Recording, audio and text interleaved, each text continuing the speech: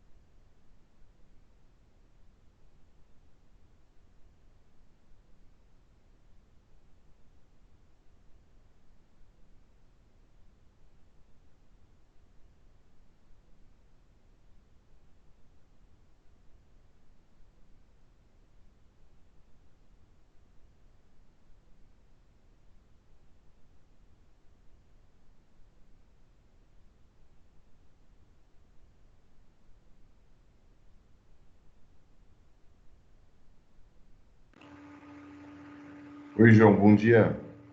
Vamos aguardar mais um minutinho, só tá eu com você na sala. Vou aguardar mais uns minutinhos, tá bom? Fechou. Bom dia, professor.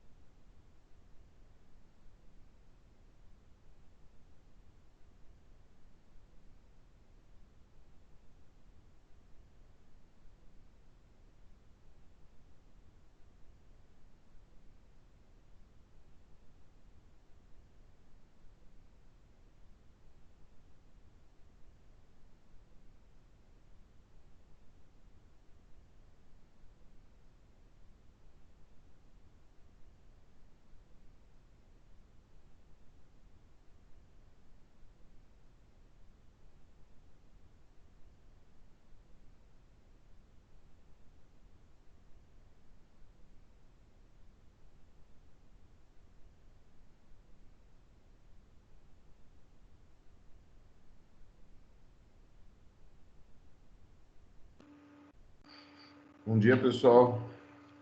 Agora já temos aqui 4 colegas comigo aqui em sala, né? Acho que já dá para a gente começar o nosso bate-papo do dia aqui, tá bom? Então, eu também tive dificuldade ontem para colocar essa aula no AVA. Agora de manhã eu fui tentar colocar de novo, não está funcionando o meu AVA. Eu entro numa parte de docente, né? Na área de docente online, onde a gente lança a presença de vocês, né? Até essa parte tá ok, mas quando eu dou o comando para entrar no AVA, para colocar aula para vocês, ele não está entrando, ele sai fora. Então, assim que eu conseguir, eu ponho essa aula de hoje. Infelizmente, essa aula aqui de hoje, vocês não têm como acompanhar ela pelo AVA, né? Vocês vão ter que acompanhar ela comigo aqui mesmo, pelo Teams, tá? A gente teve a semana de prova, né? Então, o conteúdo da semana de prova deu uma acumulada. Na semana passada a gente voltou. Eu fiz a correção da prova e dei um conteúdo, né? E para a gente tirar esse atraso, para a gente ficar redondo em cima do calendário, eu programei hoje 2 aulas na sequência, né? Que seria a sessão 3.3 e a sessão 3.4. Vamos ver como é que vai estar o meu pique e o pique de vocês aí com relação a isso hoje, para a gente passar as 2 aulas. Se não der para a gente passar as 2 aulas, não tem problema. A gente passa uma aula só e deixa a outra acumular para a semana que vem. Mas eu acho que dá, sim, para a gente tranquilamente trabalhar as 2 aulas com vocês. Então, aqui, sessão 3.3, hoje a gente vai tratar de pesquisa bibliográfica e documental. Esse assunto é recorrente, ele já passou na sessão anterior, na sessão 2, agora ele volta de novo na sessão 3, né? Porque é importante, no geral, ou as pesquisas elas são puramente bibliográfica, ou se ela fosse qualquer outro tipo de pesquisa, ela sempre vai passar pela pesquisa bibliográfica. Essa é a importância que se dá, então, com relação a esse tipo de pesquisa. A pesquisa bibliográfica é um dos tipos mais solicitados na graduação e, muitas vezes, ocorre articulada à pesquisa documental. Embora tenham muitas semelhanças no que se refere à natureza do material com a qual trabalho, elas são bem diferentes. Por isso é importante compreender essas características e saber como aplicá-las. Cabe, contudo, algumas explicações em relação a termos muito frequentes no ambiente de produção acadêmica e que, embora semelhantes, guardam importantes diferenças. A pesquisa bibliográfica, o levantamento bibliográfico, a revisão bibliográfica e o estado da arte. Vejamos de forma mais detalhada essas diferenças. Então, são termos que são semelhantes, mas que não querem dizer exatamente a mesma coisa, né? A pesquisa está em você achar a bibliografia que você está buscando, né, para responder ao seu problema de pergunta. O levantamento bibliográfico, ele tem a ver com o fichamento, com os registros do que vocês estão pesquisando. A revisão bibliográfica já é você estudar o material que você pesquisou, que você levantou. Então, a pesquisa bibliográfica, você levanta o material, depois você faz a revisão e a leitura. Posso escolher lá 20 títulos e não ler os 20, né? E o estado da arte, a gente vai olhar o que isso quer dizer, esse termo estado da arte quer dizer. A pesquisa bibliográfica, objeto do nosso estudo nesta sessão, é um tipo de pesquisa que visa responder a um problema com a utilização de material bibliográfico, estudos e análises científicas que, por conseguinte, passaram pelo crivo da ciência para serem apresentados à sociedade. O levantamento bibliográfico se refere ao procedimento utilizado pelo pesquisador e necessário para todo tipo de pesquisa, que visa selecionar material bibliográfico disponível para optar pelas fontes mais adequadas ao estudo que se pretende empreender.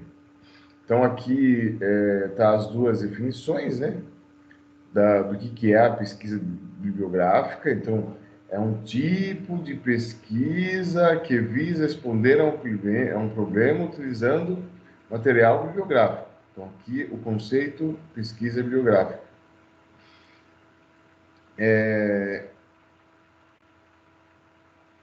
O levantamento bibliográfico se refere ao procedimento utilizado pelo pesquisador.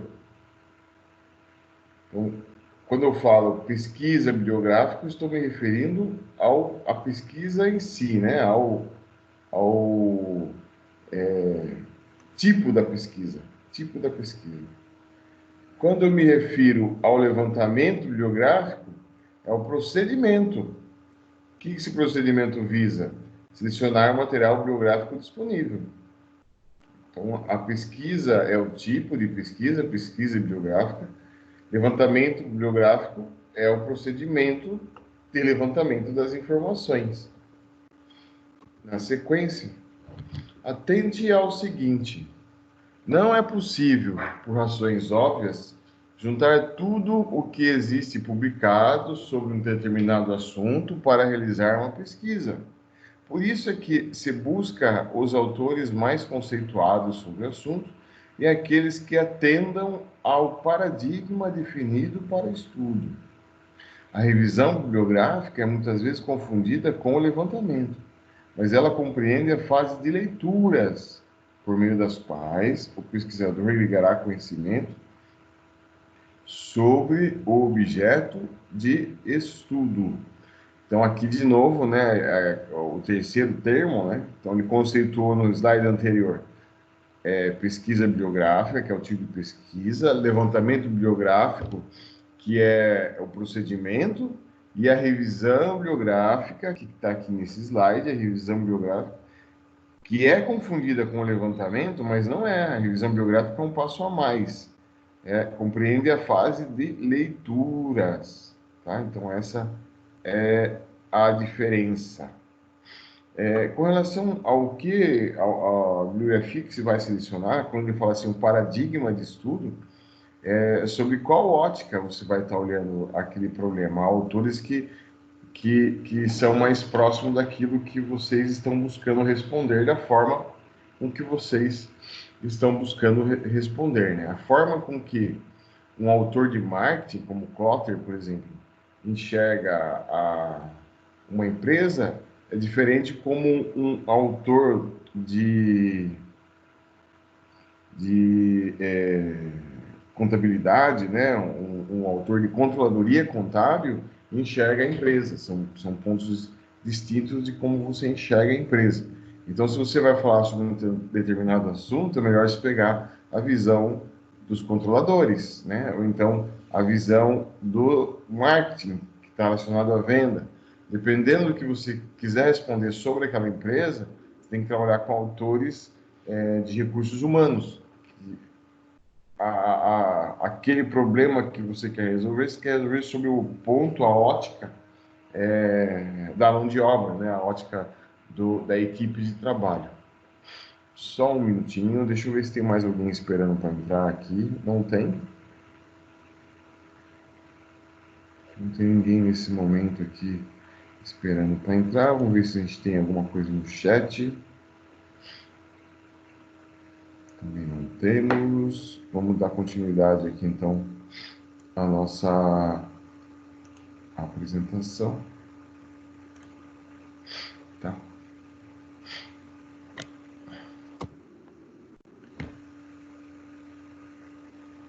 Recordando que eu não consegui colocar esse material no Ava, infelizmente vocês só têm aí o centro do Teams. Eu sei que essas letras às vezes ficam pequenininhas, né? É um curso teórico, então tem bastante leitura aqui durante nossa aula. Eu sei que as letras ficam pequenininhas aí para vocês, mas vão ter paciência. Depois o material vai sim para o Ava, como se foi todos os outros. Ao elaborar um estudo científico, você poderá ouvir muitas vezes a expressão estado da arte. Vamos compreender o que significa?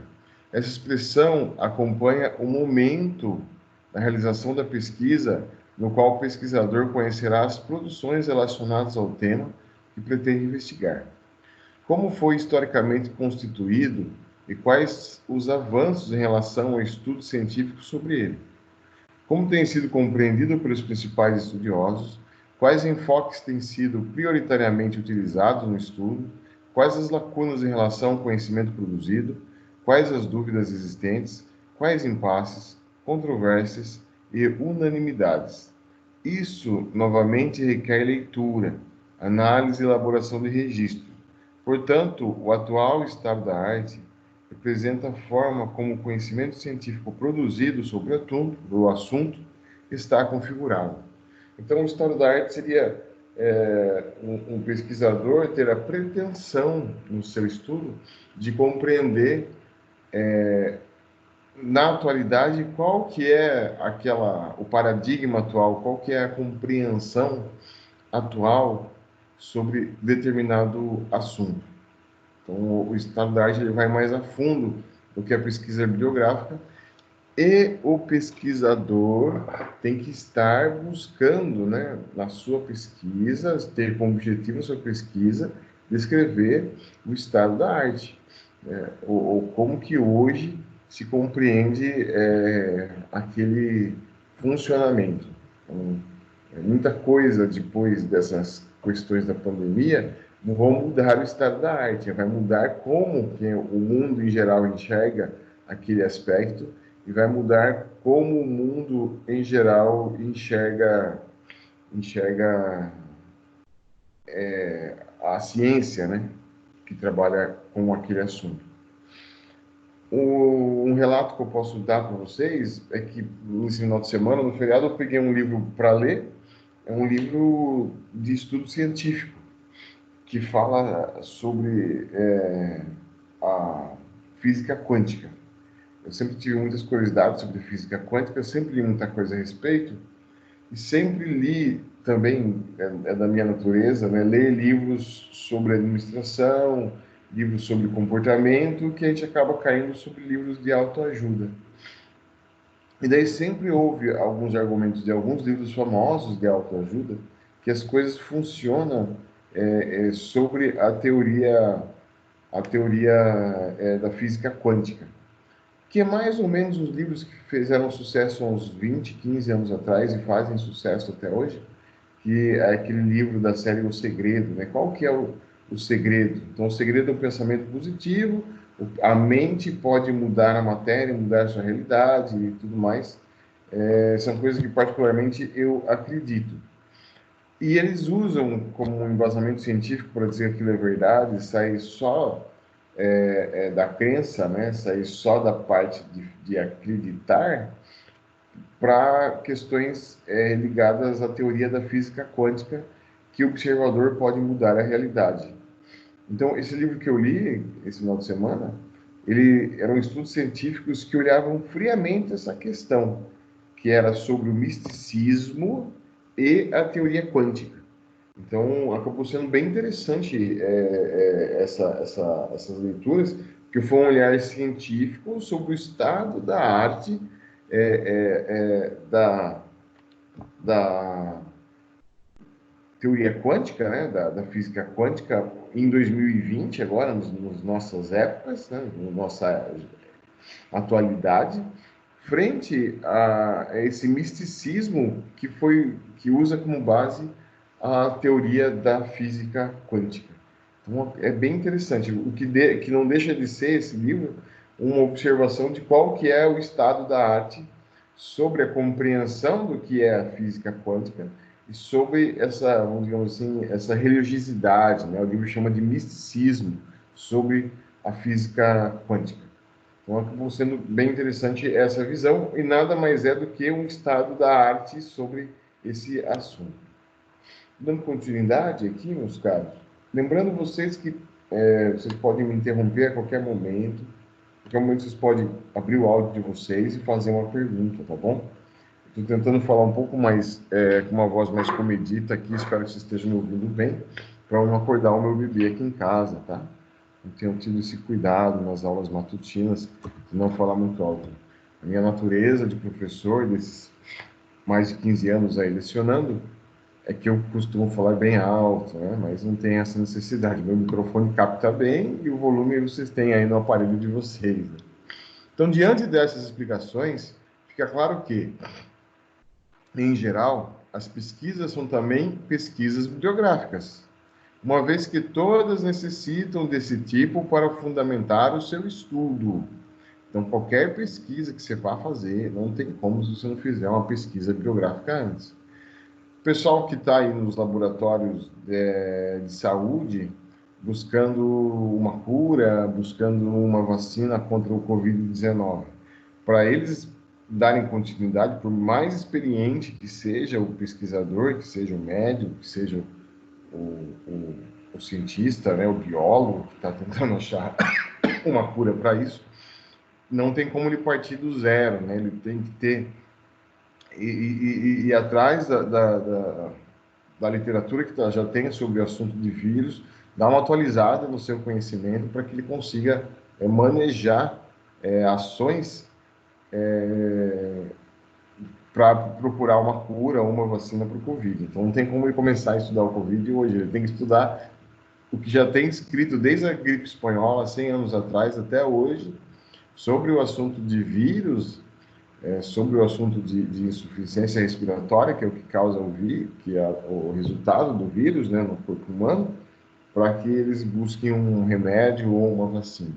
Então, mas a pesquisa deles é tão prática, né? Eles vão ter que pesquisar o vírus em laboratório, depois fazer testes talvez em animais, depois fazer testes talvez em pessoas, mas nada disso, né, chega a esse ponto se ele não tiver a base do que já foi feito, do que já foi pesquisado por outros pesquisadores. Essa é a importância da pesquisa bibliográfica, independente se ela vai ficar só na bibliografia ou se ela vai a campo. Outras pesquisas são somente desse tipo, ou seja, utilizam das fontes bibliográficas disponíveis para responder ao problema de pesquisa. Muitos questionam sobre a validade desse tipo de pesquisa, uma vez que acreditam que somente no campo empírico é que se encontra a possibilidade do conhecimento novo ou de situações que correspondam às necessidades reais. A gente está aqui, ó, nesse ponto aqui do texto, tá? Ele está dizendo assim que somente o conhecimento de campo, empírico, de teste, de observação, é que podem trazer coisas novas. Alguns autores dizem isso. Na sequência lá, o nosso livro contrapõe a ideia de outros autores. Entretanto, ela fornece meios para responder a problemas conhecidos, como também explorar áreas nas quais o problema não se cristalizou suficientemente, representando um esforço na análise por meio da manipulação de informações. Marconi e Lakatos, são duas autoras, né?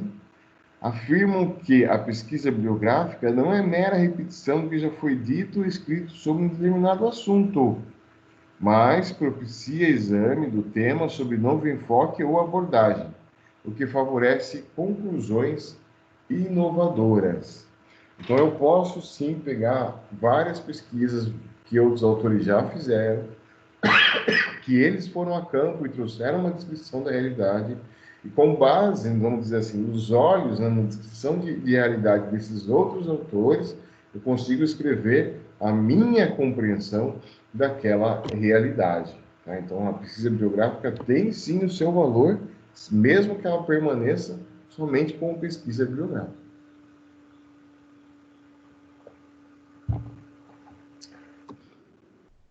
Etapas da pesquisa bibliográfica. Então, a primeira etapa, elaboração do projeto de pesquisa. Elaboração do nosso projeto de pesquisa é a nossa próxima aula, na sequência dessa aqui. Consiste na escolha do assunto, na formulação do problema de pesquisa, na elaboração do plano que visa buscar a resposta às questões formuladas. Primeira fase, planejamento. Administradores, contadores, educadores físicos. De novo, vou lembrar algo que é fundamental da vida da gente, que a gente sabe, mas por que a gente sabe a gente tem que ficar repetindo em aula?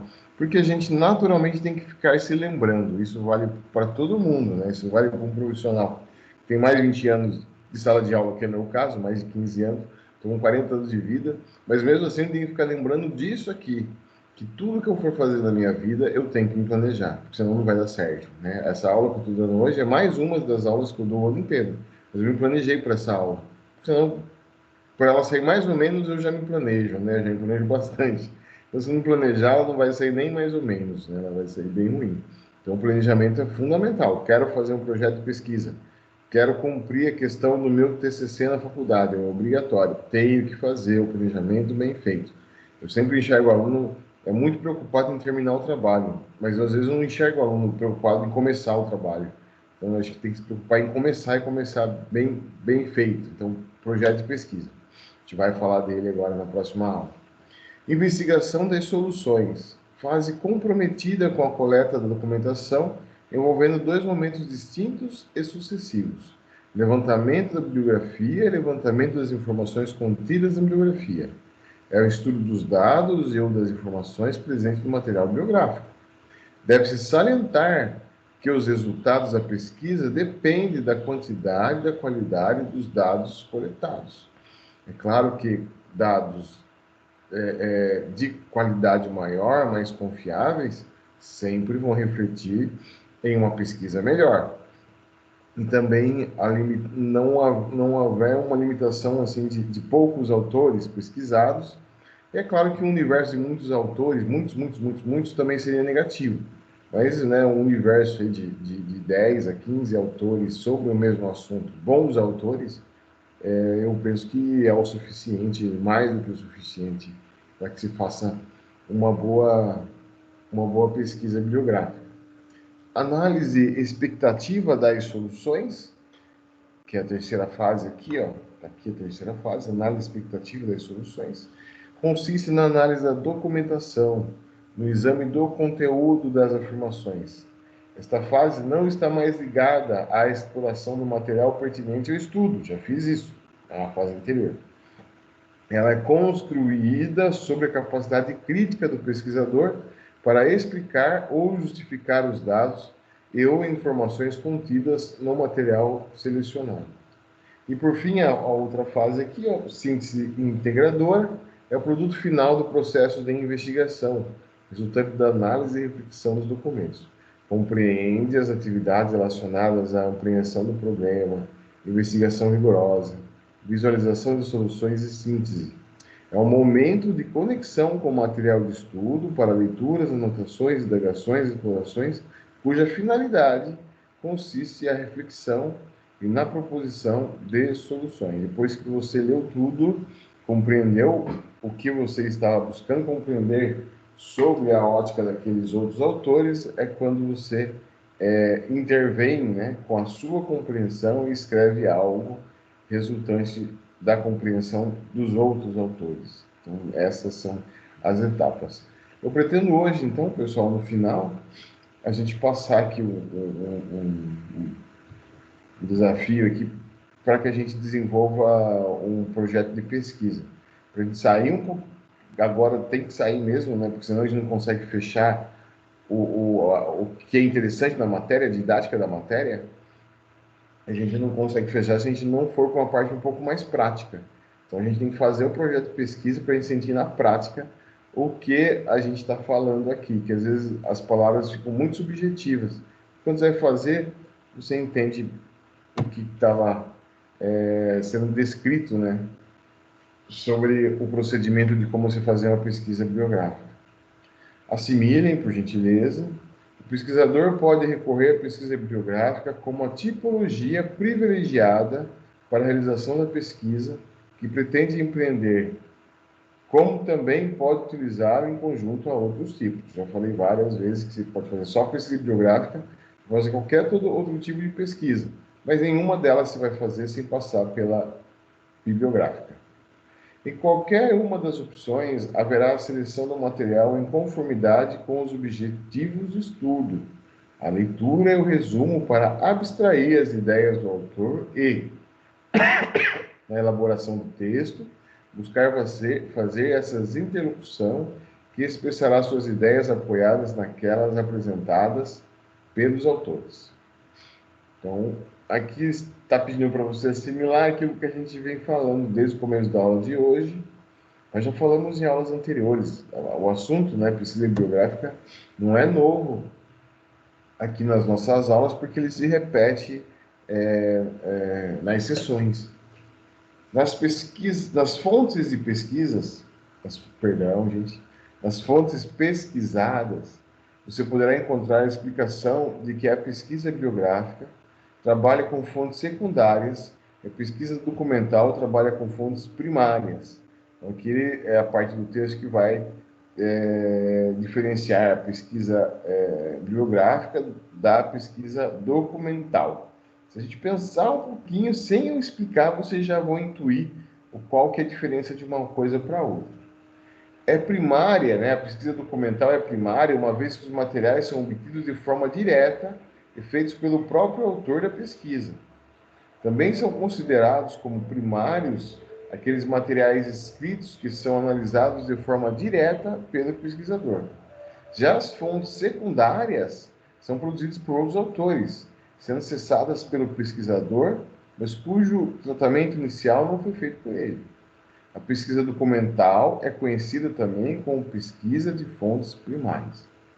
Gente, o que vocês entendem sobre documento, né? Então, documento é uma informação devidamente registrada, né? Todo mundo aqui sabe o que é uma ata, né? Uma ata é quando você registra uma reunião. Vamos pensar uma ata, acho que talvez todo mundo já ouviu falar dela, nas atas das reuniões da CIPA, né? Aqui na Anguera a gente tem uma CIPA, várias indústrias, né? Obrigatoriamente tem a CIPA, que é a Comissão Interna de Prevenção de Acidentes. E a CIPA se reúne, discute assuntos sobre riscos de acidente, e toda reunião da CIPA ela é registrada em uma ata. Essa ata é um documento. Pois bem, vamos dizer que depois de 15 anos de registro em ata das reuniões, do que foi discutido, das melhorias e tudo mais, há um grave acidente de trabalho em determinada empresa. E daí vem, né, um pesquisador querendo entender se aquele problema já havia sido apontado anteriormente e como que ele foi tratado nos apontamentos anteriores, né, se ele foi apontado. E daí ele vai olhar ata por ata, né, dos últimos 15 anos daquela empresa. Isso representa, então, uma pesquisa documental, que é você analisar um determinado documento. Vamos para o mundo da contabilidade? Então, contabilidade naturalmente geram documentos quase que diários, mas tem alguns documentos que a contabilidade gera anuais que são fundamentais, né? Um deles é o balanço patrimonial e o outro é a declaração demonstrativa de resultado do exercício do DRE. Então, o balanço patrimonial e o DRE. Ambos os documentos, que vêm da contabilidade, que vêm da forma contábil de ser apurado, ele pode, ao longo dos anos, também servir como uma pesquisa documental. Então, aquela empresa X faliu. Por que ela faliu? Vamos olhar o balanço dos últimos 5 anos para ver quais foram as modificações que houveram no balanço. Consequentemente, a gente vai entender quais foram as decisões tomadas pelos seus gestores, só olhando o balanço, e a gente consegue ter, então, através de uma análise científica desse documento chamado balanço patrimonial, o outro chamado demonstrativo de resultado do exercício, a gente consegue ter uma ideia do que levou e quais decisões não foram assertivas e levaram aquela empresa à falência. De repente, você consegue identificar que ela teve um aumento do ativo há 3 anos atrás muito grande. O ativo cresceu 200%. E a empresa não conseguiu usar aquele ativo na sua plenitude, consequentemente não conseguiu pagar o financiamento daquele ativo e isso a levou à falência. Então isso é uma pesquisa documental, eu olho os documentos.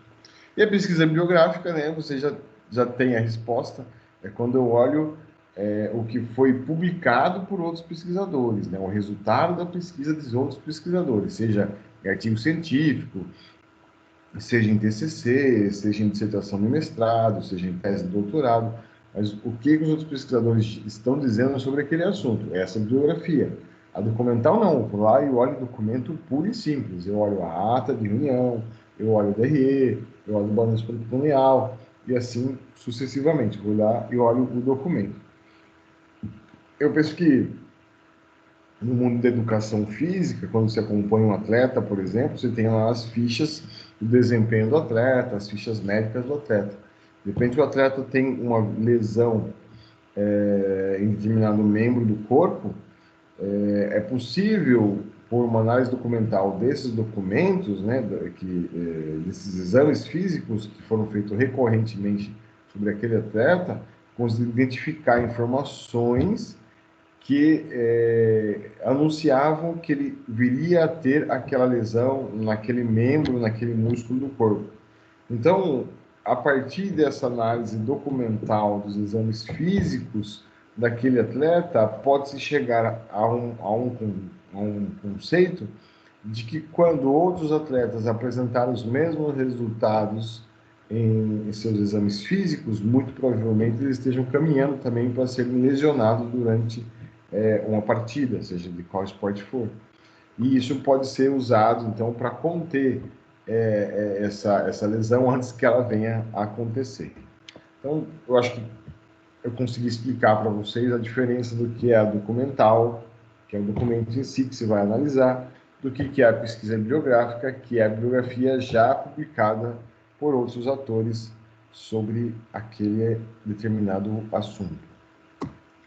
A característica principal da pesquisa documental é que a fonte de coleta de dados está restrita a documentos, que podem ser escritos ou não, e que inclusive podem ser recolhidos no momento em que o fenômeno acontece. Por exemplo, um registro fotográfico. Com relação a esse aspecto, Lakatos e Marconi explicam que muitos registros não expressam de maneira evidente essa diferença, o que pode levar dificuldades ao pesquisador. Você pode se servir do entendimento de que a pesquisa documental se refere ao exame de materiais, que ainda não receberam qualquer tratamento analítico.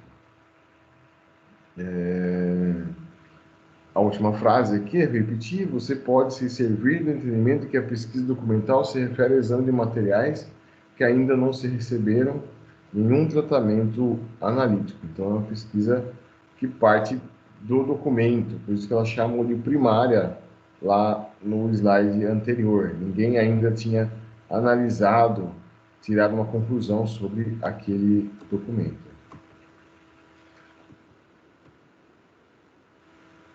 A pesquisa documental é fundamental quando se deseja recuperar dimensões históricas da realidade.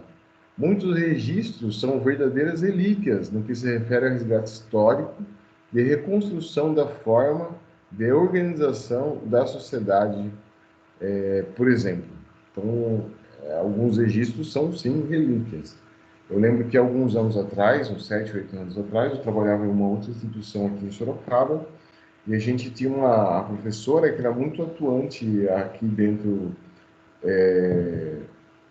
aqui em Peró, na Fazenda Ipanema, né?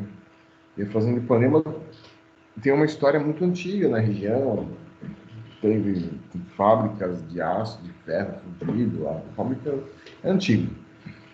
E eles têm vários registros do tempo do Império, registros de quando o Dom Pedro passou por essas bandas e tudo mais, né?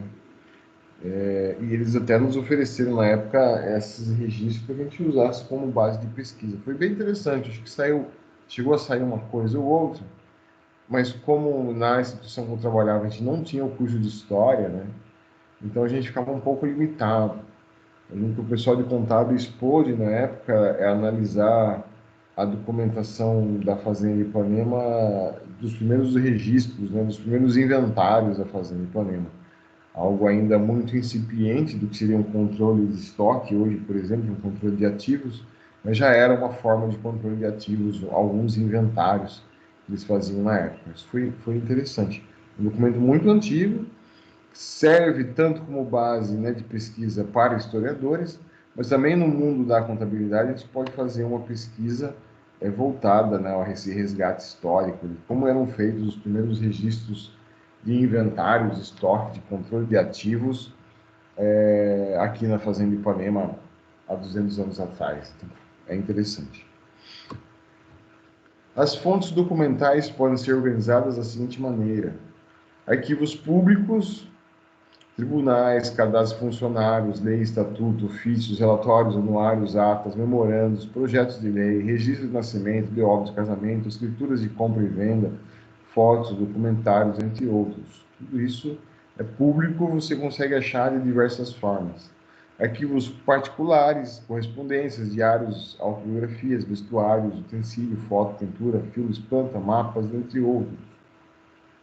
Fontes estatísticas, dados organizados pelo Instituto Brasileiro de Geografia e Estatística, Instituto de Opinião Pública e Estatística, Empresa Brasileira de Pesquisa Agropecuária, secretarias estaduais e municipais, dentre outros.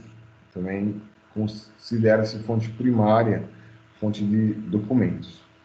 Vale destacar que também são considerados como documentos aqueles registros iconográficos, como estampa, gravuras, fotos, desenhos, filmes, mapas, plantas, croquis, dentre outros, não se devendo restringir apenas às fontes escritas. Então, possibilidades de estudos a gente tem aqui na pesquisa documental. Pessoal, é interessante a pesquisa documental, ela vai um pouco mais além do que uma pesquisa bibliográfica. A faculdade exige, né, o TCC de vocês, e ela exige no mínimo uma pesquisa bibliográfica. Então, se você fizer uma pesquisa bibliográfica bem feita, você é aprovado no TCC. Mas se você puder dar um passo à frente, um pouco mais a fundo, e pegar dados, né, pegar documentos, para que ela também se caracterize uma pesquisa documental, acaba sendo, deixando sua pesquisa mais incorporada, mais relevante, o que garante uma nota maior, obviamente, né? Exemplificando, então, uma determinada pesquisa procura responder ao seguinte problema: quais os métodos utilizados em uma ONG para análise de projetos e dos resultados que têm gerado junto à comunidade atendida no período de compreendido entre 2012 e 2014? Então, a pergunta é: quais os métodos utilizados para análise de projetos que têm gerado junto à comunidade atendida? Essa é a pergunta. Esse estudo poderia utilizar a pesquisa bibliográfica documental. De que forma? A pesquisa bibliográfica, com certeza, para a compreensão, dentre outras coisas, sobre os métodos existentes para análise de projetos. Beleza. A pesquisa documental se refere aos procedimentos definidos pela instituição e estabelecidos em documentos da empresa para realizar as análises dos projetos apresentados. Que nada mais seria, né, a parte documental, aqui nessa nossa situação problema, do que um procedimento padrão, né? Então, qual que é o procedimento padrão que a empresa, que a ONG faz? É esse. Você tem um documento de procedimento padrão? Tem aqui, é esse formulário, ó, segue esses aspectos. Então, essa aí é a análise documental. Vamos ver o que os outros autores falam das outras ONGs, de como que eles analisam projetos. Daí é a análise bibliográfica dos outros autores. Eu olho os outros autores, olho o documento dessa ONG e faço um comparativo. Disso tudo, tiro uma análise, né? E lá eu registro minha análise como conclusão da minha pesquisa, tá? Estamos chegando ao final, acredito, dessa aula 3.3. São 9 horas, a gente vai seguir, então, sim, para a aula 3.4, para a gente tirar o atraso e ficar tudo em ordem aqui, tá? Então, vocabulário, análise comparativa, estabelece critérios de convergência e divergência entre duas situações ou casos, análise comparativa utilizada em estudo de texto e pesquisa, quando se trata de confrontar e examinar simultaneamente duas ou mais situações. A gente faz a comparação sempre, né? A análise comparativa, ela é muito usada nesse nosso mundo e é natural que seja assim. Eu sempre vou comparar uma coisa com a outra para que eu consiga tirar o conhecimento dessa comparação. Configurar, aspecto ou formato que adquire, maneira como um fenômeno se manifesta, aparência externa de um objeto ou entidade abstrata, um sistema, um software, etc. Então, a configuração é como que aquilo está programado, né? E como que é a sua aparência, tá? Esses são os vocabulários.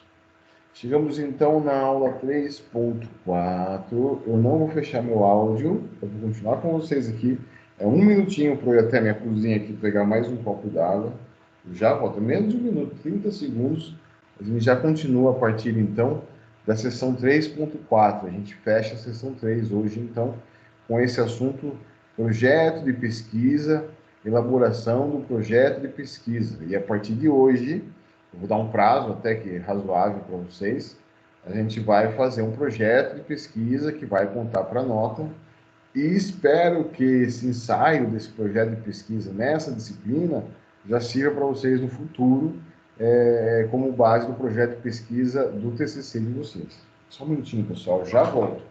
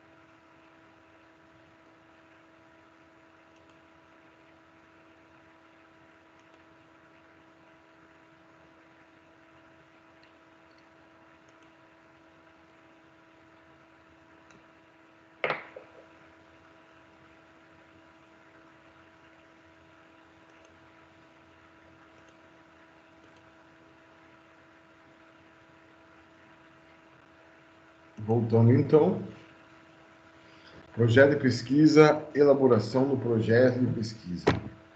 Já conceituou o que é, né, em aulas anteriores.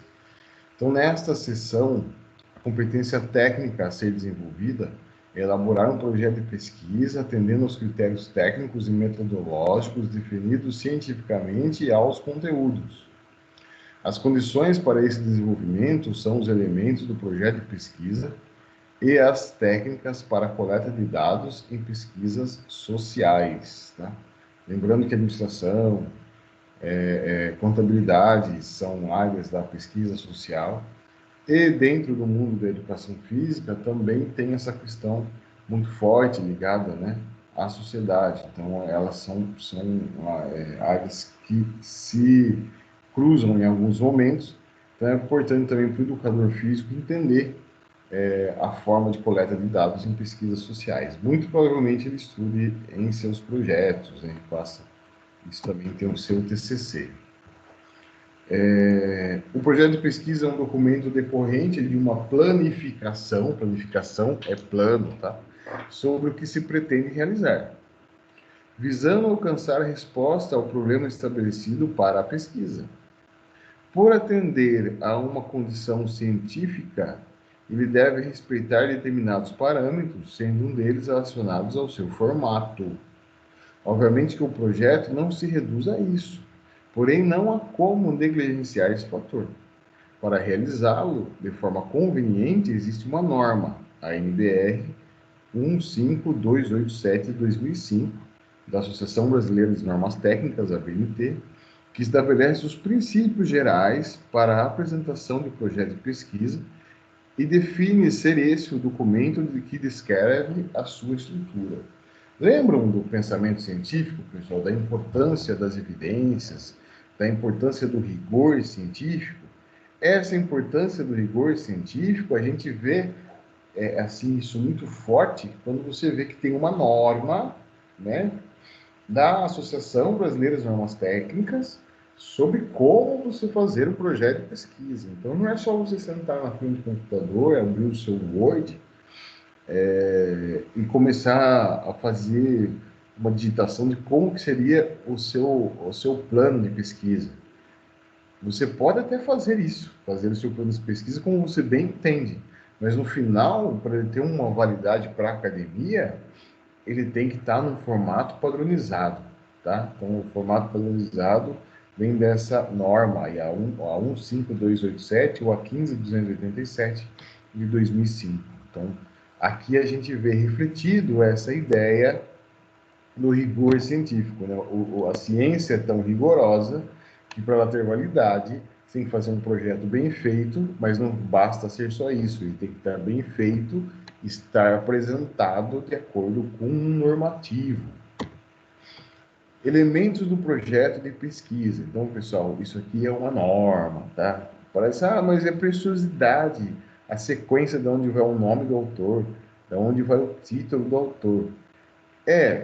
Parece mesmo uma preciosidade, mas como isso é normatizado para as pessoas que vão ler o projeto de pesquisa, analisar o projeto de pesquisa, ela já está acostumada exatamente no local que ela vai buscar a informação que ela quer, justamente porque ela está acostumada com aquele formato normatizado.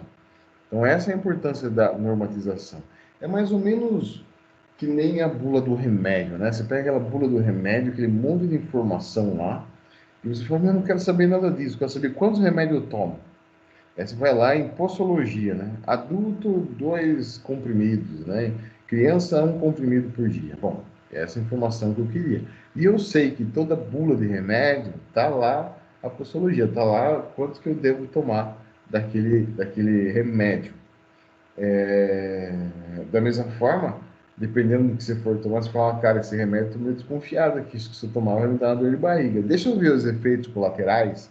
Você sabe que em toda bula de remédio tem os efeitos colaterais e você vai achar lá o título desse item na sua bula e vai ler lá, esse remédio pode ocasionar problemas intestinais. Fala, se eu tomar esse remédio, eu vou ter que ficar em casa, não vou tomar esse remédio e sair, porque ele vai me dar dor de barriga. Então, essa é a ideia de quando você padroniza.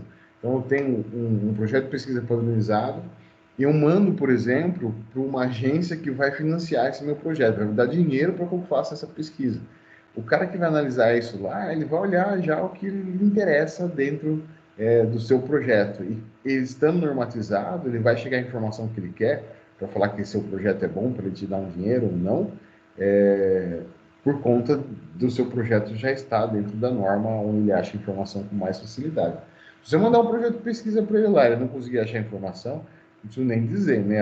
Além de você não ser aprovado, muito provavelmente eles nem aceitem que você mande outros pedidos lá, porque você não faz eles perderem tempo, né? Se você não manda o pedido de acordo com a norma de elaboração do projeto. Então, aí na tela a gente tem aí a capa. Professor, mas a capa, sim, a capa é importante que ela esteja normatizada, né? Então, elemento opcional apresenta as informações transcritas na seguinte ordem: nome da entidade para a qual deve ser submetido quando solicitado, qual entidade, nome dos autores, qual que é o título do seu projeto de pesquisa, que muito provavelmente será o título da sua pesquisa, subtítulo, se houver, qual que é o local, né, que você está escrevendo, que você pretende apresentar, e qual que é o ano que você fez o seu projeto de pesquisa. Observe que ele tem aqui essa característica aqui de elementos pré-textuais, né? Então, não é um texto que você vai escrever, não é, mas ele está apresentando o seu projeto, né? O textual é o projeto em si. Então, o pré-textual é o que vem antes, né? O que é a introdução. É quando você abre um livro, são as primeiras páginas de um livro, né? Então, são elementos pré-textuais, não é o texto ainda que traz a informação principal. Folha de rosto, elemento obrigatório, apresenta informações transcritas na seguinte ordem. De novo, né? Nome dos autores, título, subtítulo, local. É uma sequência aí, né? Depois a capa, folha de rosto. Lista de ilustrações é um elemento opcional, mas se você tiver várias ilustrações dentro já do seu projeto, você querendo mostrar algo que você julga necessário no seu projeto dentro através de ilustrações, e você tem duas, três. Se você tiver uma ilustração só, veja que ele coloca elemento opcional. Eu tenho só uma ilustração, eu não vou fazer uma lista de um. Mas, por exemplo, eu tenho 10 ilustrações, então é interessante que eu faça uma lista escrevendo em quais locais do texto, né, do meu projeto aparecem essas ilustrações. Lista de tabelas, se houver também um volume grande de tabelas, tem que fazer uma lista. Lista de abreviaturas, se já houver várias abreviaturas, você tem que fazer uma lista. Dependendo do que você for estudar, só tem abreviatura. Então, se você estudar algo que perpassa pelos órgãos públicos, você tem um monte de abreviatura. Então, é interessante que tenha uma lista de siglas, até mesmo para ajudar o autor, né? Lista de símbolos, se houver também. E daí vem no sumário, ele é um elemento obrigatório, que o último item é um elemento obrigatório no seu projeto de pesquisa. Então, o projeto de pesquisa, já deu para perceber que ele não tem uma folha só, né? Precisa ter um sumário, porque ele tem várias folhas. Geralmente, os projetos de pesquisa, eles ficam entre 10 e 20 folhas, né? Independente, se for um projeto até mesmo de doutorado, você consegue fazer ele em 10 folhas, ou consegue fazer ele talvez melhor explicado em 20 folhas. Mas ele não vai muito além disso. Não existe um projeto de pesquisa de 100 folhas. Nunca vi, eu acho improvável. Você consegue explicar o que você pretende pesquisar em até 20 laudas, sem problema algum. Depois que você tem a pesquisa pronta, daí já muda de figura, né? A pesquisa pode ter ficado tão ampla que ela vai dar 300, 500 páginas. No geral, no mundo acadêmico ao qual estamos, né, o pessoal da graduação, escrevem trabalhos que terminam entre 30 e 40 folhas, né? Essa é a média. 50 folhas já acaba sendo um pouco fora da média. Não são trabalhos tão comuns encontrar na graduação, que é o nosso caso aqui, trabalhos com mais ou menos 50 folhas de resultado, né, da pesquisa em si. Voltando, né, o que nos interessa hoje é projeto de pesquisa, a gente vai trabalhar mais ou menos por volta de 10 folhas, não vai passar disso. Elementos textuais, né? Quais são os elementos, então, que são obrigatórios, que pertencem ao texto, que devem estar lá dentro do seu projeto? Ou seja, qual que é a alma do seu projeto, o corpo do seu projeto, o que mais interessa no seu projeto? O pré-textual é uma forma de você documentar. E os textuais? Então, uma parte introdutória, na qual devem ser expostos o tema do projeto, o problema a ser abordado, as hipóteses, bem como os objetivos atingidos, né, que se pretendem atingir. Então, essa é a parte introdutória. Então, introdução. Depois eu tenho as justificativas, o porquê que eu escolhi fazer aquilo, qual que é a importância daquilo para mim, qual que é a importância daquilo para a instituição, qual que é a importância daquilo para a sociedade. Daí eu tenho um referencial teórico que embasa o trabalho, que é a pesquisa bibliográfica em si, o referencial teórico que você já traz com você, né, que você já começa a mostrar, você fala, olha, com base nesses autores, eu entendo isso.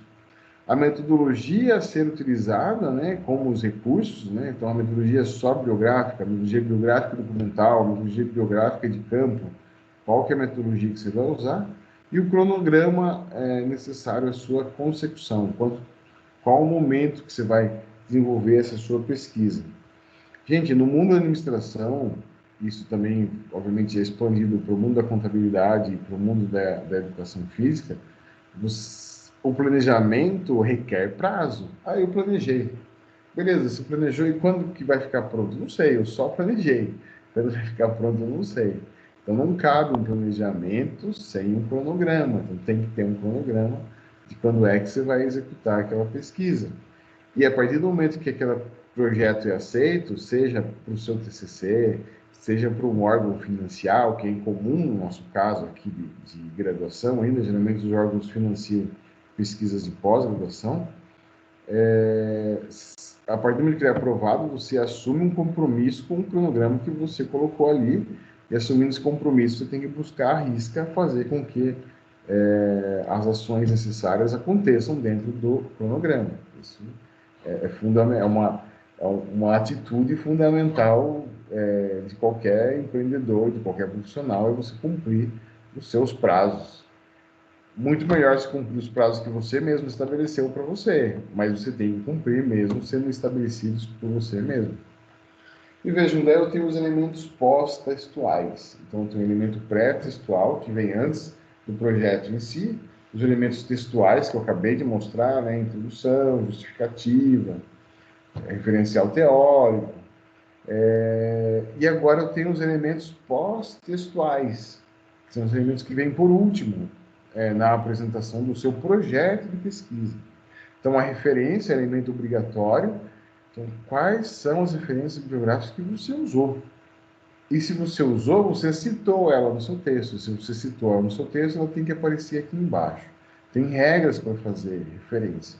A primeira referência que você for fazer na vida de vocês, se você não fez nenhuma ainda, é um parto. É uma regra chata, difícil de entender. A segunda, você já fez a primeira, ficou um pouquinho menos dolorido. E assim sucessivamente. Em algum momento, fazer referência bibliográfica ficou algo tão comum que você tem de cor na sua cabeça qual que é a ordem das informações que você tem que colocar nas referências. Que é sobrenome do autor, depois da vírgula você coloca os primeiros nomes do autor, depois do ponto você põe o título do trabalho. Se tiver subtítulo, você põe o título em negrito, subtítulo sem estar em negrito. Daí vem a edição daquele livro, se for um livro no caso. Daí você vem qual que foi a editora, qual que foi a cidade, qual que é o ano que aquele livro foi impresso e editado. Então, vocês observam que com o tempo vocês decoram essa sequência de informação e decoram também como é que ele deve ser colocado no texto, se é em negrito, se é em itálico, se é tudo maiúsculo, se tal parte é maiúsculo e minúsculo. Então, eu garanto para vocês que os primeiros que vocês vão fazer vai ser bem ruim, bem chato mesmo. Mas depois, com o tempo, é que nem lavar louça. É uma coisa que se aceita e faz. Então, assim, não tem como escrever uma pesquisa se eu não fizer referência. Então, aceita, e à medida que você for pesquisando, você já vai fazendo as referências. Né? É a mesma coisa, né? A louça não tem como você fugir dela. É um negócio infernal, ninguém gosta de lavar louça, mas todo dia você tem que comer. Então, você aceita, vai lá e lava a louça. Não deixa acumular. É a mesma história aqui com relação à referência. Glossário, que é elemento opcional em ordem alfabética, que seria mais ou menos o vocabulário, né? Quais são os termos que foram trazidos aqui nesse documento que não são tão comuns, que precisam de um glossário. Apêndice, que é um elemento opcional. Os apêndices é identificado por letras maiúsculas consecutivas, transversão e pelos respectivos títulos. Excepcionalmente, utilizam-se letras maiúsculas dobradas na identificação dos apêndices quando esgotadas as letras do alfabeto. Bom, aí são os apêndices, são os documentos, né, que você deixa por último no seu projeto de pesquisa. Também tem os anexos, né, que também é um elemento opcional. O anexo é identificado por letras maiúsculas, é anexo 1, 2, 3, 4, 5, quantos anexos precisar pôr. E por último, o índice, que é um elemento opcional, mas como se coloca o sumário lá na frente, não tem por que se colocar o índice. O índice ele é mais detalhado que o sumário, é diferente, não é exatamente a mesma coisa. Na sequência, assimile então. Como você viu na seção 2 dessa unidade, ao se organizar o fluxo de pesquisa, muitos dos elementos previstos no projeto estarão elaborados. Por isso, a necessidade de planejar antes de organizar o documento propriamente dito. Como tudo na vida, né? Se você hoje em dia, piorou hoje, né, por conta do Covid-19, se você vai no mercado, você tem que se planejar. Antigamente, você ia com uma listinha na mão que você tinha que comprar. Ultimamente você vai com o celular na mão, porque sua esposa fica mandando WhatsApp para você falando o que você tem que comprar. Mas agora, além disso, você também tem que levar máscara, né? Pôr a máscara para entrar no mercado, deixar o álcool gel no seu carro, depois que você entrar no carro, você vai passar o álcool gel na mão. Então, tudo tem um planejamento, né? Aqui também não tem como a gente fazer um projeto de pesquisa e uma pesquisa sem se antes se planejar. Se você não fizer isso, você não vai fazer nem o projeto, nem a pesquisa. A norma orienta ainda as regras gerais de apresentação. Tá? Daí eu tenho um quadro que eu nem coloquei aqui no nosso documento, senão ia ficar enfadonho, né? Acabei de ler um quadro para vocês, que é importante, que é como que deve ser apresentado, né? Como deve ser elaborado um projeto de pesquisa. mas tem também uma regra geral de apresentação do documento, o quadro 3.4, que está lá no nosso livro, né, o livro da disciplina. Estamos terminando, pessoal. Vocês estão cansados? Eu também estou. Eu já aceitei, tá? É a mesma coisa aqui, né? Pode da louça, assim. Uma coisa que você tem que aceitar. Eu já aceitei que essas aulas vocês falam menos, aí eu falo. Então, como eu já aceitei, vamos tocar a aula, né? Vamos fazer o que tem que fazer aqui e fica a aula dada. Vocês têm, desde a hora que vocês entram na sala aqui comigo no Teams, oportunidades de se manifestarem. Vocês se manifestam muito pouco, né? Característica de vocês. Não estou julgando se isso é bom, se isso é ruim nesse caso. Mas para mim, daí só eu toco a aula, me cansa mais, embora rende também, né? Então, neste ponto, é importante conversarmos sobre o elemento metodologia, que eu acho que é o assunto do próximo da sessão, que a gente vai acabar falando 4 aulas aí, falando bastante sobre metodologia. Então, nesse ponto, é importante conversarmos sobre o elemento metodologia. No projeto de pesquisa, esse item deverá apresentar cada passo a ser realizado para obter as informações que comporão o trabalho e darão condições para responder ao problema de pesquisa. Ele terá, como tudo no projeto, relação direta com o problema de pesquisa. Portanto, neste item, o pesquisador explicitará a abordagem, o tipo de pesquisa, a técnica para as coletas de dados. Quanto mais explicado, melhor. Não somente para quem lê o projeto, mas também e principalmente porque será uma forma de o pesquisador pensar o que fará, como fará e quando fará.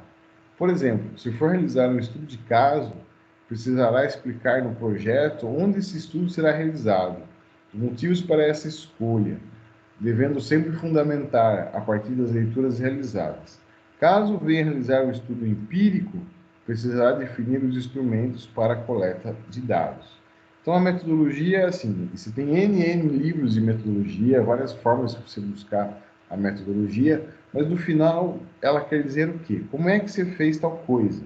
Aí eu olhei o site tal, eu olhei o livro tal, ou como que você vai fazer tal coisa, que é o nosso caso, né? Eu vou olhar os sites tais, eu vou ler os livros tais, eu vou consultar o órgão tal, eu vou fazer um estudo de caso na empresa X, porque lá é a empresa do meu pai e lá eu quero buscar melhorias. Ou não, eu vou fazer estudo de caso na empresa Y, porque lá é a empresa que eu trabalho, a gente encontra geralmente esse tipo de dificuldade lá e vou trazer melhorias. Mas que seja explicitado, ficar bem claro aonde que vai ser, né, essa seu estudo de caso e como é que você vai ter acesso às informações. Olha, o diretor da empresa já disse que autoriza buscar informações. Então é importante escrever já isso até mesmo na metodologia. Reflita. A questão da validação é de suma importância. Por tratarmos de conhecimento científico, é preciso garantir a validação dos resultados. Por isso é necessário considerar o quantitativo de respondentes. Para isso, é preciso aplicar a estatística com vistas a obter uma amostra que seja representativa ao abranger a totalidade da população-alvo. Você acha que pode validar uma pesquisa cujo universo abrangente, por exemplo, sendo aproximadamente 100 pessoas, obtendo resposta de apenas 2? Aqui, assim, qual que é o tamanho da sua amostra? Alguns casos, né, algum tipo de pesquisa não tem amostra. Estudo de caso, eu vou estudar a empresa X. Beleza, é aquela empresa que você vai estudar, não tem amostra. Mas dependendo do que você for fazer, da pesquisa que você for fazer, se ela não for só bibliográfica, se ela for, por exemplo, um questionário, você quer que várias pessoas respondam, qual que é a opinião, então, do universo de 100 pessoas? Vamos pensar em 5 salas da linguagem de 20 alunos. Vamos pensar em 5 salas da linguagem de 20 alunos de contabilidade. Como é que esses alunos de contabilidade pensam? Se eu for lá pegar um aluno de cada sala, 2 alunos, será que ele vai representar a ideia das outras 5 salas, né, das outras 3 salas? Então, é interessante que nesse universo de 100 pessoas, como são 5 salas, talvez eu tenha que entrevistar 25 pessoas. E daí eu consigo ter uma visão que seria muito próximo do que se eu entrevistasse 100 pessoas. Agora, 2 pessoas é muito pouco. Ao passo que você pode olhar para mim e me dizer, então por que não pesquiso as outras 100? Ora, pois, se 25 pessoas das 100 já vão me dar um trabalho gigantesco para analisar os dados, e se o resultado da visão de 25 pessoas for muito pouco diferente ou nada diferente, for exatamente igual ao resultado da visão de 100 pessoas, por que eu vou ter o trabalho e o custo, a palavra é essa, custo, de analisar as 100 pessoas, que é a população total, se eu puder analisar 25, tem um custo muito menor, custo mesmo de dinheiro para a pesquisa e de tempo, né? Então, essa é a importância da gente descobrir qual seria o tamanho da amostragem, mas esse não é o nosso assunto dessa aula de hoje. As perguntas de um questionário podem ser classificadas em abertas, fechadas ou agregando ambos os tipos. As perguntas abertas permitem ao respondente desenvolver o conteúdo da resposta de maneira como desejar. As perguntas fechadas oferecem alternativa para a resposta. As perguntas abertas e fechadas podem ser utilizadas em um mesmo instrumento, em conformidade com o objetivo da pesquisa. A pergunta aberta é quando fala, o que você acha de? A pergunta fechada você gosta disso? Sim ou não? Pergunta fechada. Quando eu faço a pergunta, o que você acha sobre algo? Você vai falar tudo o que você acha. Eu acho bonito, acho feio, acho grande, acho pequeno, acho importante, acho desimportante. Você vai escrever bastante coisa a respeito. Quando eu pergunto algo fechado, você gosta, sim ou não? Né, você não tem muita abertura para isso. Eu posso fazer uma pergunta do tipo, você considera relevante? Por quê? A pessoa vai dizer sim ou não, se aquilo é relevante, e vai depois explicar o porquê. Isso é um exemplo de uma pergunta aberta e fechada ao mesmo tempo. A entrevista, como técnica para a coleta de dados, é bem diferente do questionário, uma vez que ela envolve maior profundidade na comunicação estabelecida, sendo considerado um instrumento qualitativo. Então é isso, só uma parada. A entrevista, geralmente, ela vai fazer uma pergunta aberta, para o entrevistado responder o que ele quiser, e em cima disso você tirar a informação que você está buscando, enquanto que o questionário, você vai fazer uma pergunta geralmente fechada, né? Uma entrevista, geralmente você vai entrevistar no máximo 3, 5 pessoas sobre um assunto, não mais que isso. Em questionário você vai passar por um universo bem maior. Eu quero aplicar um questionário para um universo que eu imagino que seja de 3.000 pessoas. No mínimo você vai entrevistar mais ou menos, né, 50, 60 pessoas, para dar esse universo de 3.000. A entrevista é um diálogo por meio do qual o entrevistador obtém informações diretamente da pessoa, que fornecerá informações relevantes para o estudo. O entrevistado presta seu depoimento a partir do seu ponto de vista individual, com uma história de vida e singularidade diferenciada. Orienta-se que a entrevista seja estruturada, ou siga um roteiro que poderá ser enviado antecipadamente ou não para o entrevistado, uma vez que isso garante a manutenção do foco em relação ao assunto a ser explorado. Contudo, a resposta do entrevistado, faltou um pedacinho aqui, pessoal. Acho que eu tenho que olhar no texto, lá ele me cortou aqui. Mas, contudo, a resposta do entrevistado, tem que olhar no texto lá.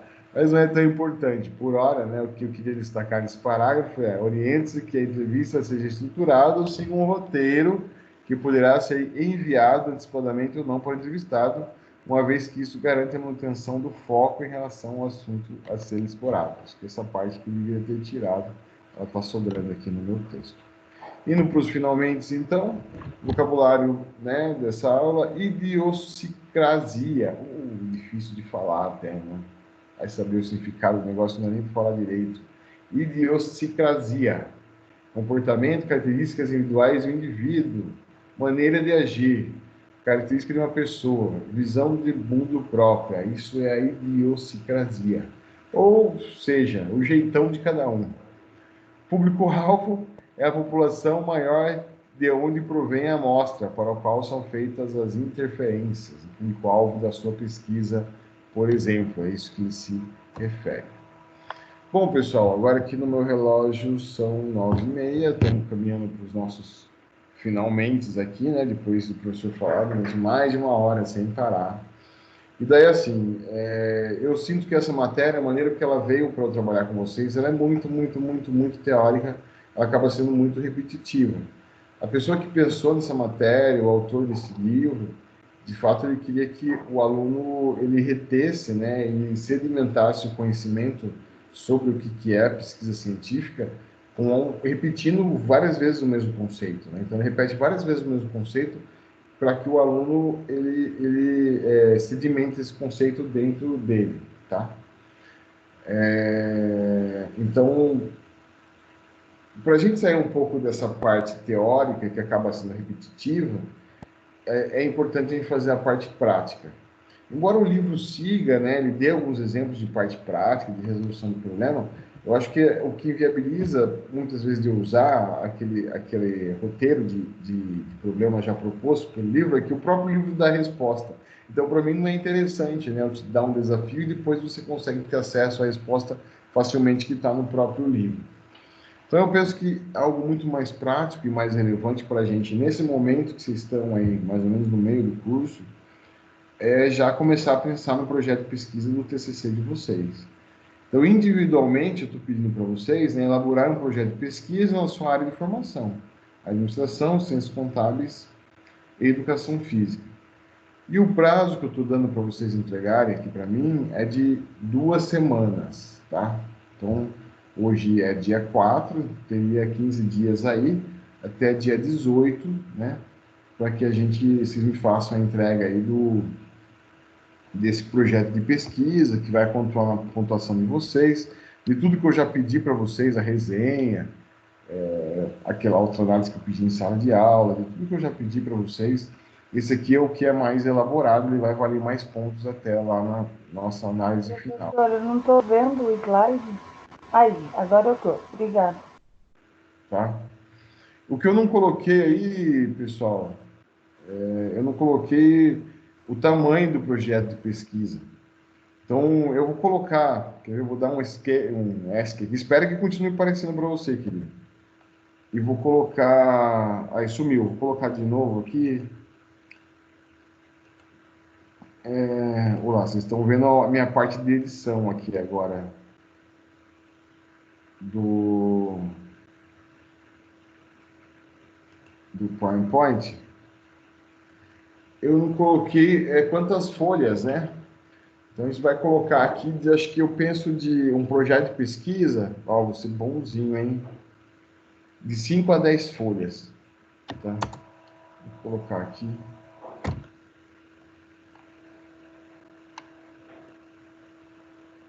5 a 10 folhas, tá? A gente também tem uma noção. Mas qual que é o tamanho desse negócio? Se mandar um negócio de 3 folhas, você vai estar folgando, né? Porque você não consegue fazer um projeto de pesquisa em 3 folhas, tá? Se mandar para um projeto de 30 folhas aqui também, você vai estar folgando com o professor, que por obrigação vai ter que ler as 30 folhas e vai ocupar um tempo maior do que deveria aqui no meu cronograma semanal. Então, por gentileza, eu vou pedir de 5 a 10 folhas, eu acho que é razoável, né? Dou um limite bom aí para vocês trabalharem. Sobre o projeto de pesquisa de vocês, tá? É mais importante que o elemento pré-textual, o elemento pós-textual, é o textual em si, é o projeto de pesquisa em si, a introdução, o problema. Diga. Você teria algum modelo para a gente poder se basear por ele? Teria algum modelo para sugerir, alguma coisa para a gente poder dar uma olhada e ter uma referência assim do formato? Modelo, nesse momento, que eu posso mostrar para vocês é esse mesmo que está na aula de hoje, aqui nessa tabelinha. Essa sequência que ele mostra aqui da tabelinha. Tá? Principalmente aqui os elementos textuais, esse que eu estou na tela aqui com vocês. Esse, para mim, aqui é o mais importante. Talvez aqui o pré-textual, eu pediria só uma capa, depois os textuais e aqui só as referências. Então, eu posso até colocar aqui no final, ó. Vamos colocar aqui no final, aqui, ó. Capa, sumário, tem que ter. Por mais que sejam só 5 páginas, isso tem que ter. Sumário, elementos. Depois tudo isso aqui, pessoal, eu coloco lá no AVA também, né? Elementos textuais, todos. Introdução, justificativa, metodologia, são todos os elementos textuais. E por último, referências.